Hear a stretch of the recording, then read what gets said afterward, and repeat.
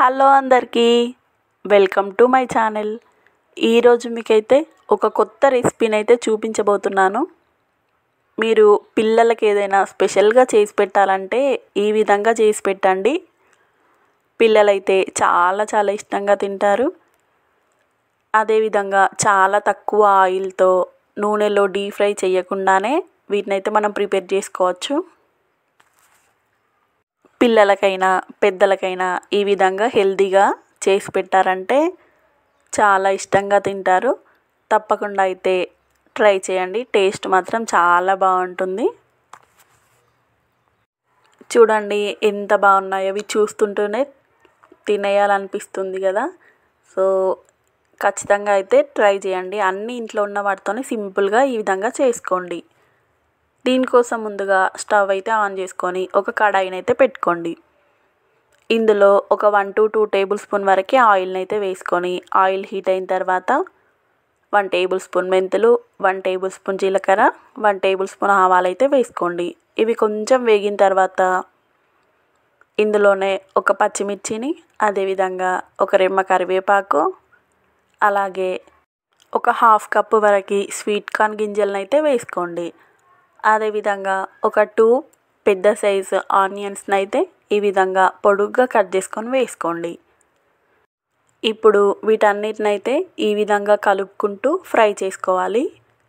ఇందులోనే ఒక 1/2 table spoon వరకు పసుపు, అదేవిధంగా 1/2 టేబుల్ స్పూన్ అల్లం వెల్లుల్లి పేస్టును కూడా యాడ్ చేసుకోండి. యాడ్ చేసుకొని ఈ విధంగా మొత్తం అంతా ఒకసారి కలపండి. ఈ విధంగా కలుపుకున్న తర్వాత మూత పెట్టుకొని ఒక 2 నిమిషాలు ఈ ఆనియన్స్ని అయితే మగ్గనివ్వండి. ఒక 2 to 3 మినిట్స్ తర్వాత చూడండి, మనకి ఈ ఆనియన్ అనేటువంటిది కొంచెం లైట్గా ఫ్రై అయిపోయింది. ఇప్పుడు అంతా ఒకసారి ఈ విధంగా కలుపుకోండి. కలుపుకున్న తర్వాత ఇందులో రెడ్ చిల్లీ సాస్ని అయితే ఒక 1 టేబుల్ స్పూన్ వరకు వేసుకోండి. అదేవిధంగా ఒక 2 టేబుల్ స్పూన్ వరకు టమాటో కెచప్ని కూడా యాడ్ చేసుకోండి.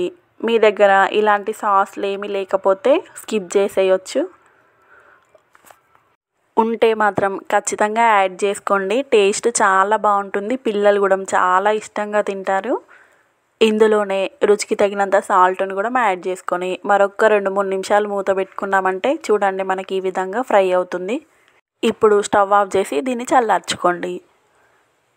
ఒక మిక్సింగ్ బౌల్ని తీసుకొని అందులో ఒక 1.5 కప్పు వరకు గోధుమ పిండిని అయితే వేసుకోండి.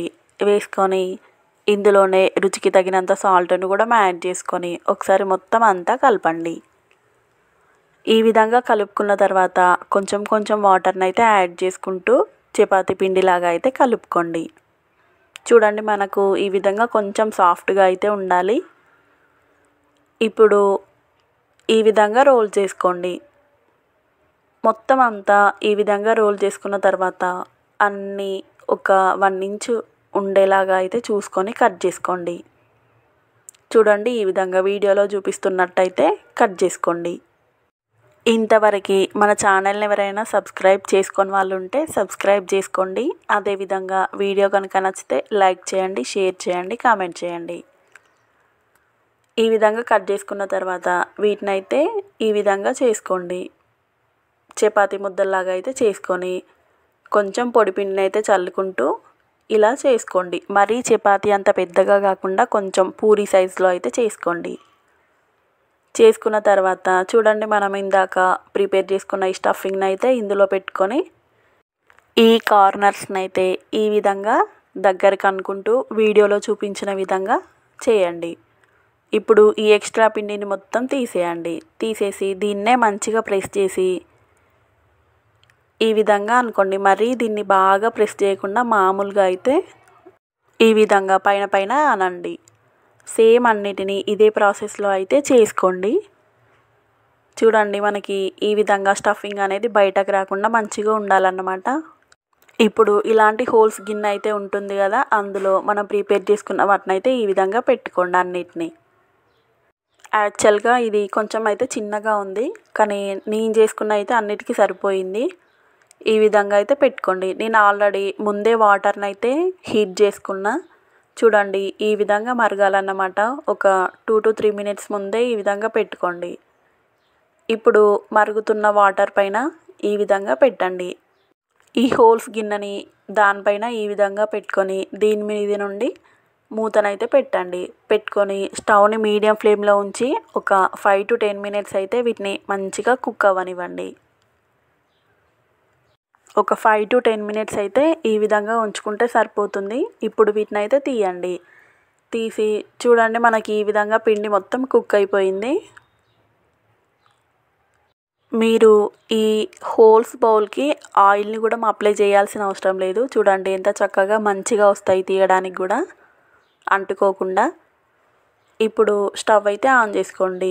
ఆన్ చేసుకొని ఒక కడాయిని అయితే పెట్టుకొని ఇందులో ఒక 1 టేబుల్ స్పూన్ వరకు ఆయిల్ని అయితే వేసుకోండి. ఆయిల్ హీట్ అయిన తర్వాత ఇందులో 1 టేబుల్ స్పూన్ జీలకర్ర, 1 టేబుల్ స్పూన్ ఆవాలు అయితే వేసుకోండి. వేసుకొని ఇందాక మనం ప్రిపేర్ చేసుకున్న వాటిని అయితే ఇందులో వేసుకోండి. వేసుకొని ఒక 1 to 2 మినిట్స్ ఈ విధంగా టర్న్ చేసుకుంటూ కొంచెం ఫ్రై అవ్వనివ్వండి. ఈ విధంగా ఫ్రై అయిన తర్వాత చివరగా ఇందులో కొత్తిమీరను కూడా యాడ్ చేసుకోండి. అదేవిధంగా వీటిపైన కొంచెం కలోంజీ సీడ్స్, అదేవిధంగా నువ్వులను కూడా అప్లై చేసుకోండి. ఈ విధంగా వేసుకోవడం వల్ల మనకి చూడ్డానికి బాగుంటాయి, తింటుంటే టేస్ట్ కూడా చాలా బాగుంటుంది. ఇప్పుడైతే స్టవ్ ఆఫ్ చేసుకొని ప్లేట్లోకి సర్వ్ చేసుకుంటే ఎంతో టేస్టీగా ఉండే స్నాక్స్ అయితే రెడీ అయిపోయినాయి.